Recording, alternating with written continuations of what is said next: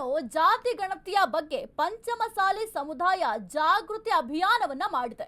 ಪಂಚಮಸಾಲಿ ಸಮುದಾಯದಿಂದ ಜಾಗೃತಿ ಅಭಿಯಾನವನ್ನ ಮಾಡಲಾಗಿದೆ. ಹುಬ್ಬಳ್ಳಿಯಲ್ಲಿ ಅಭಿಯಾನಕ್ಕೆ ವಚನಾನಂದ ಶ್ರೀ ಅವರು ಚಾಲನೆಯನ್ನು ಕೂಡ ಕೊಟ್ಟಿದ್ದಾರೆ. ಪಂಚಮಸಾಲಿ ಸಮುದಾಯದಿಂದ ಈ ಜಾಗೃತಿ ಅಭಿಯಾನವನ್ನ ಮಾಡಲಾಗಿದೆ. ಹುಬ್ಬಳ್ಳಿಯಲ್ಲಿ ಈ ಅಭಿಯಾನಕ್ಕೆ ವಚನಾನಂದ ಶ್ರೀ ಅವರು ಚಾಲನೆಯನ್ನು ಕೂಡ ಕೊಟ್ಟಿದ್ದಾರೆ. ಪಂಚಮಸಾಲಿಗಳ ಮನೆಗೆ ಹೋಗಿ ಶ್ರೀಗಳೇ ಸ್ವತಃ ಸ್ಟಿಕ್ಕರ್ ಅನ್ನು ಕೂಡ ಅಂಟಿಸಿದ್ದಾರೆ. ಜಾತಿ ಗಣತಿಯಲ್ಲಿ ಸಾಕಷ್ಟು ದೋಷಗಳಿವೆ ಅಂತ ಶ್ರೀಗಳ ಹೇಳಿಕೆಯನ್ನ ಕೊಟ್ಟಿದ್ದಾರೆ. ಜಾತಿ ಕಾಲಂನಲ್ಲಿ ಲಿಂಗಾಯತ ಪಂಚಮಸಾಲಿ ಬರೆಸಬೇಕು, ಧರ್ಮದ ಕಾಲಂನಲ್ಲೂ ಕೂಡ ಹಿಂದೂ ಅಂತ ಬರೆಸಬೇಕಾಗಿದೆ. ಸಮೀಕ್ಷೆ ಮೇಲೆ ರಾಜ್ಯದ 7 ಕೋಟಿ ಜನರ ಭವಿಷ್ಯ ಇದೆ. ಪಂಚಮಸಾಲಿ ಪೀಠದ ವಚನಾನಂದ ಸ್ವಾಮೀಜಿ ಅವರು ಈ ಹೇಳಿಕೆಯನ್ನ ಕೊಟ್ಟಿದ್ದಾರೆ. ಸ್ವತಃ ಪ್ರತಿಯೊಂದು ಮನೆಗೂ ಕೂಡ ಅವರೇ ಹೋಗಿ ಸ್ಟಿಕ್ಕರ್ ಅನ್ನು ಅಂಟಿಸುವ ಕೆಲಸವನ್ನ ಮಾಡಿದ್ದಾರೆ.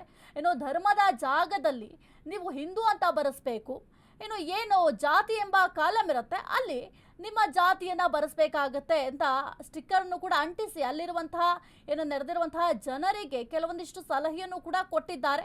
ಜಾತಿ ಗಣತಿಯಲ್ಲಿ ಸಾಕಷ್ಟು ದೋಷ ಇದೆ ಅಂತ ಕೂಡ ಇದೇ ಸಂದರ್ಭದಲ್ಲಿ ಶ್ರೀಗಳು ಹೇಳಿಕೆಯನ್ನು ಕೂಡ ಕೊಟ್ಟಿದ್ದಾರೆ.